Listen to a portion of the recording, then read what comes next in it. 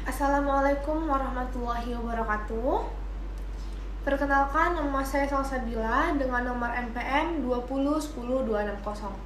Di sini saya akan mempresentasikan mata kuliah Hukum Tata Negara dengan materi Asas Hukum Tata Negara. Baiklah, sebelum itu saya akan masuk pada pengertian hukum tata negara.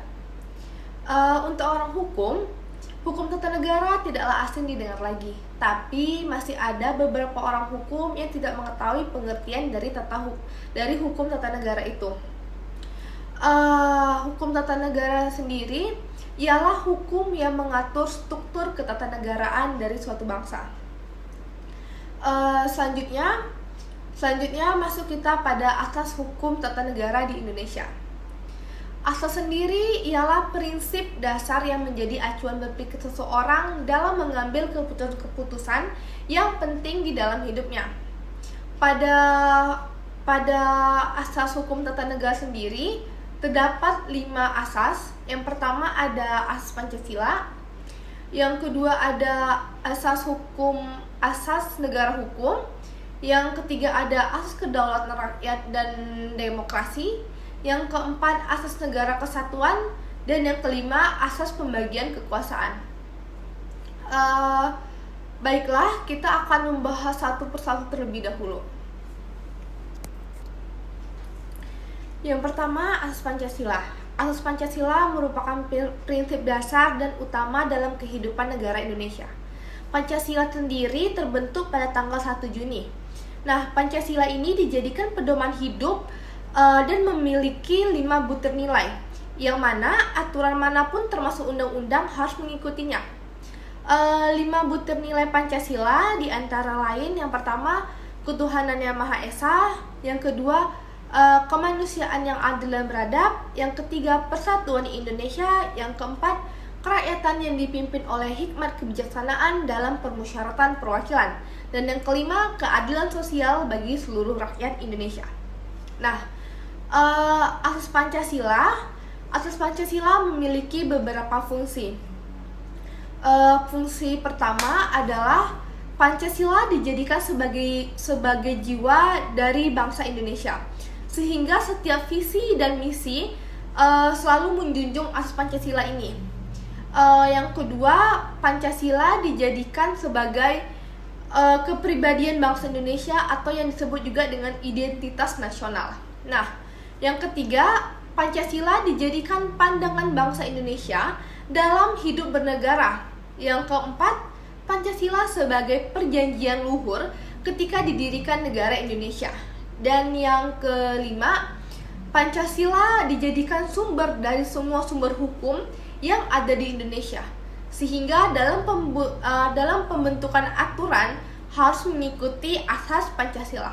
Nah, itu tadi dia asas pada Pancasila. Lanjut kita ke asas kedua. Yaitu asas negara hukum. Asas negara hukum sendiri menyatakan bahwa negara Indonesia merupakan negara yang berlandasan hukum, di mana negara yang penyelenggaraan kekuasaan pemerintahannya didasarkan atas hukum, baik rakyat maupun pemerintahnya harus patuh dan taat kepada hukum. Aturan itu biasanya berbentuk dalam undang-undang. Negara hukum bermakna bahwa suatu negara tersebut memihak akan keadilan dan kesejahteraan rakyat, bukan atas dasar semata-mata kekuasaan pemerintahnya. Terus terdapat beberapa ciri-ciri. Pertama, adanya supremasi hukum. Yang kedua, persamaan di hadapan hukum. Yang ketiga, adanya peradilan tata usaha negara. Nah, asas negara hukum juga memiliki beberapa fungsi. Di antaranya, dengan adanya asas negara hukum, suatu negara akan lebih melindungi hak asasi manusianya. Yang kedua, pemerintahan akan berdasarkan pada aturan yang berlaku. Jadi pemerintah tidak bisa seenaknya. Yang ketiga, rakyat akan tunduk pada aturan hukum sehingga meminimalisirkan pelanggaran sosial dan norma. Lanjut kita ke asas ketiga. Lanjut kita ke asas ketiga, yaitu negara kesatuan. Asas negara kesatuan merupakan prinsip dasar bahwa suatu negara tersebut merupakan negara berdaulat sebagai satu kesatuan. Negara yang berdaulat terlahir dari konsep susunan negara. Negara yang berdaulat ini biasanya di mana pemerintah yang tertinggi dilaksanakan oleh pemerintah pusat. Nah, ciri negara kesatuan itu salah satunya adalah sentralistik. Selain itu, asas negara kesatuan memiliki beberapa fungsi. Fungsi yang pertama, dengan adanya asas negara kesatuan, segala kekuasaan tergabung dalam pusat pemerintahan. Yang kedua, apabila terjadi serangan, negara akan bersatu melawan tanpa memecah belah-belah pihak.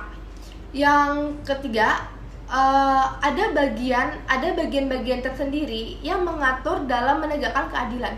Dan yang terakhir, menjadikan tujuan negara dalam satu fokus, yakni mencerdaskan kehidupan dan melindungi segenap bangsa, memajukan kesejahteraan umum, dan ikut melaksanakan ketertiban dunia.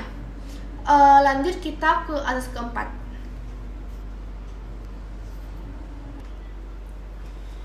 Lanjut kita ke asas keempat, yaitu pemisahan kekuasaan atau pembagian kekuasaan. Asas pembagian kekuasaan ini menunjukkan bahwa negara Indonesia memiliki prinsip-prinsip pembagian kekuasaan di setiap daerah masing-masing. Hal ini dilakukan agar tidak terjadi kekuasaan semena-mena yang dilakukan oleh satu pemimpin atau kelompok. Oleh karenanya, dibagilah kekuasaan tersebut untuk mencegah pemimpin atau kelompok mendapatkan kuasa yang terlalu banyak. Meski begitu, masing-masing kekuasaan ini tetap saling sama satu sama lain. Nah, asas pembagian kekuasaan ini memiliki beberapa fungsi. Fungsi diantaranya, pertama, dengan diterapkan asas pembagian kekuasaan, masing-masing pemimpin atau kelompok lebih terfokus pada pekerjaannya masing-masing. Yang kedua, kekuasaannya stabil dan tidak saling timpang tindih. Yang ketiga, mencegah adanya penyalahgunaan kekuasaan. Nah, lanjut kita ke azas yang kelima. Masuk kita ke asas kelima, yaitu kedaulatan rakyat dan demokrasi. Kedaulatan artinya kekuasaan atau kewenangan yang tertinggi dalam suatu wilayah. Sedangkan kedaulatan rakyat artinya kekuasaan tertinggi itu ada di tangan rakyat. Sehingga dalam pemerintahan melaksanakan fungsinya atau tugasnya harus sesuai dengan keinginan rakyat.